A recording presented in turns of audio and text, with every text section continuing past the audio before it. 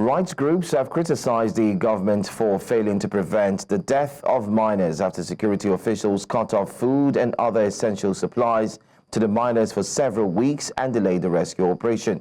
Since September, hundreds, possibly thousands of suspected illegal miners were believed to be holed up in the vast tunnel network of the Stilfontein mine without adequate food or water after police surrounded the mine without warning and stopped supplies from getting in.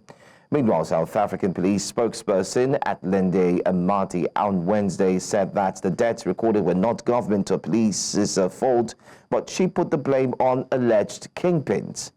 Well, talking of kingpins, to discuss this more, I do have joining me Mametlwe Sebei, a human rights lawyer, and Giwusa, president from Gauteng, South Africa. Thank you so much for joining me all the way from Gauteng. Let's start off by asking, that statement made that it's not the fault of the police or the government, but the fault of the kingpin. What do you make out of that statement? I mean, it is absolutely hogwash. The immediate and the direct cause of the death of these miners is the decision or series of decisions taken by government to ensure that these miners remain trapped 1.6 to 1.8 kilometers underground without an option of coming out. And in that whole period, they were starved of food, water, and medication, and they died consequently of starvation and dehydration, as well as severe instances or complications resulting from the chronic diseases that many of them had and required medication. All of these things police were aware about. They decided to lie. They decided to criminalize and just to dehumanize these workers.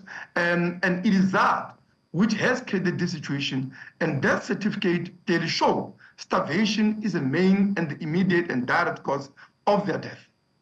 All right, now I also do understand that you went back to Stilfontein mine, after the rescue operations were called off. And are you satisfied that there are no more bodies of miners on the ground after that was cleared yesterday? Maybe just to build up on earlier point, it is not that really the kingpins are not responsible, right? Obviously, the situation of abuses and other things on the ground, all of those issues we take into account, and we demand that they should be held accountable for all the laws that they've broken, the crimes they've committed against communities, against these miners. But the immediate cause is very clear. Now, in terms of the situation at Stilfontein now, no. Not all bodies are actually out, and nobody's arguing that. There is lots of bodies that were shredded to pieces at shaft 10, which is the only other shaft that is connected to shaft 11. Now, miners took 3 to 4 days to go to that shaft, but to get from the underground of that shaft to the surface, you have got to climb something that many miners are actually falling in the course of trying to climb. It takes them about 3 days, and when you fall, you get cut to pieces. Now, the community rescue team members that we've engaged and employed to assist in the retrieval of the miners and the bodies went there, and they said, look, they simply can't assist with that because the trauma of collecting pieces of human bodies will just be unbearable. They told me that a head was there, a leg was there, a torso was there, and just a sight of it was just too ghastly and traumatic for them to be able to bear it. Now we have learned with shock that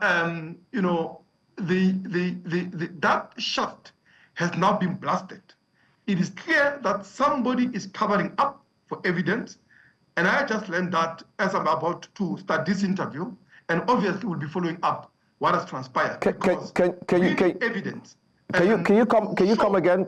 Can you say that again for clarity? What did you just learn? You learned of something just now. Just before I came here, I learned that at shaft 10, where miners, lots of them would have died as they are trying to climb out of the shaft.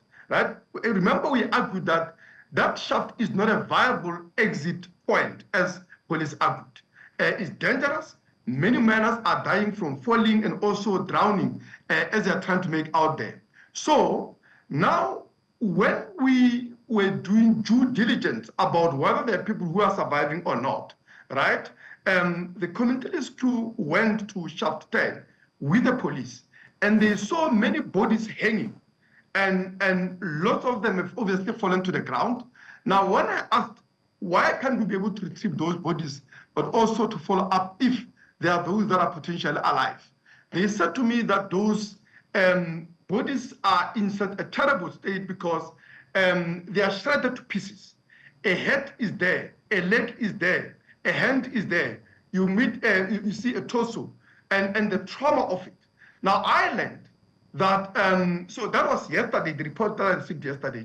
Now, just before this interview, the report that we submitted is that that shaft has now been blasted, meaning blasted with what do you call detonators, whatever thing, to destroy everything. So who does that when that is clearly going to be a point of contention in the investigation that will have to follow? Whether the shaft was an alternative exit point, which we always argued it is not a viable one, and anyone trying to say miners must exit there is risking their life unduly, and those people need to be held accountable. Well, I want to say thank you so much for talking to us. Very, very insightful. And hopefully when you are done talking to the police and finding out more, we'd love to talk to you again. Thank you for your time. Pleasure to be here.